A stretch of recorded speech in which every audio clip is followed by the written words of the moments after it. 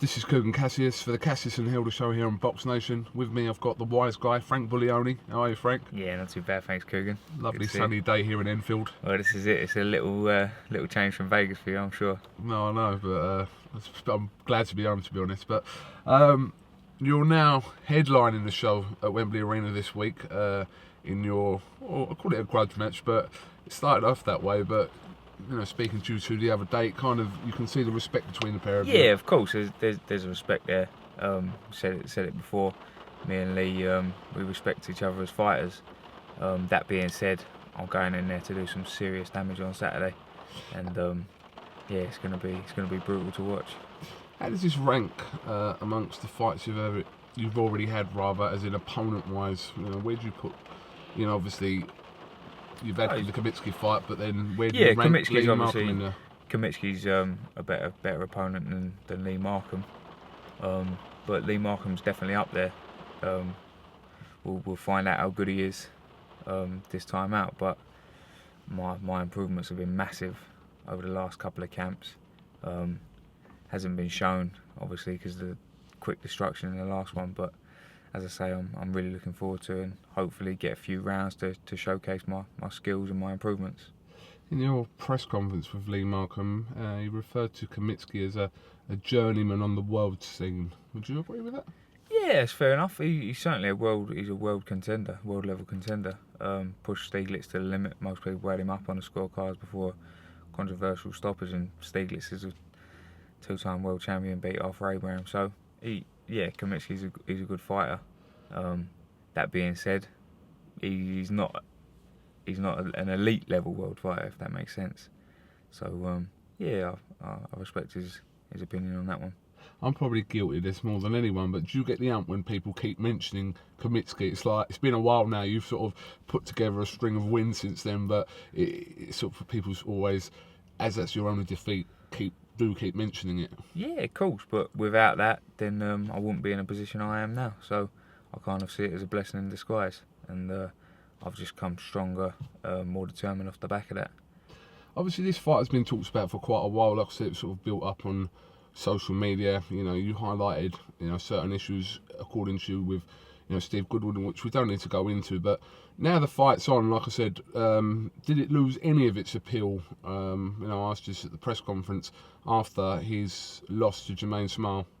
I don't think so. I think there's still the rivalry between us and a grudge match, and regardless of what he's done, he still wants to prove himself against me, and I want to show my skills and my ability against him. So it's up to us now to let our fists do the talking, and to show the world who's the better man.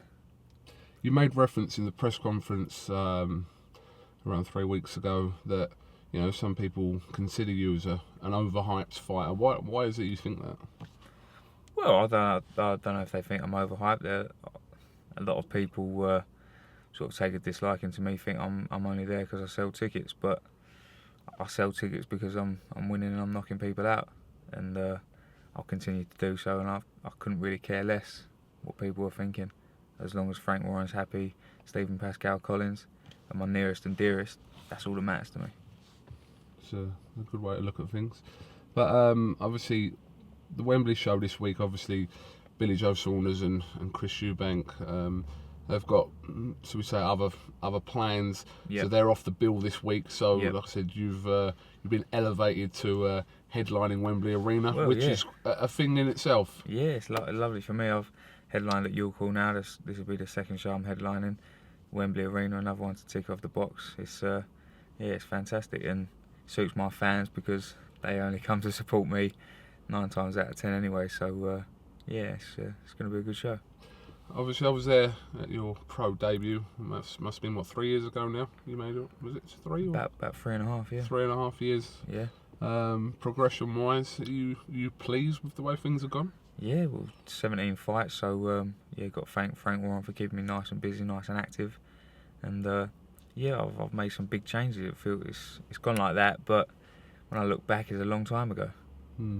Like I said, moving forward domestically and on the world scene, you're in one of the hardest divisions there is, but you know, that could bring out the not best so, of you. I'm not so sure about that, KUGAN. I think domestically it's probably one of the strongest, but on the world level, it's, I mean, welterweight and light heavyweight, they've got to be the toughest.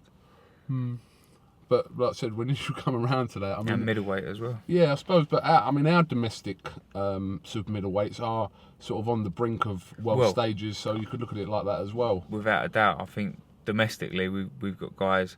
We've got five guys really that could all be world champions. Myself included, Callum Smith, George Groves, James DeGale. Obviously, Carl Froch's there, but he's on the brink of retirement. And whether Rocky Fielding sort of comes through and gets there as well. So, and obviously Paul Smith, he's competing for world honours. So it's a very strong division, and it's brilliant domestically. Obviously, I'm the board called for well, say purse bids, but they put out for Rocky Fielding to fight Callum Smith. Yeah. And that fight doesn't look like it's happening now, as Rocky Fielding's fighting Brian Vera, which is a very difficult fight for Rocky Fielding, and Callum Smith's going to have a big fight announced himself soon. So yeah, well, as I say, they're probably moving towards world titles rather than, I mean, those routes could be easier than facing each other. So you got to respect what they're doing. I think Brian Vera is a natural middleweight though. It'd be an interesting fight.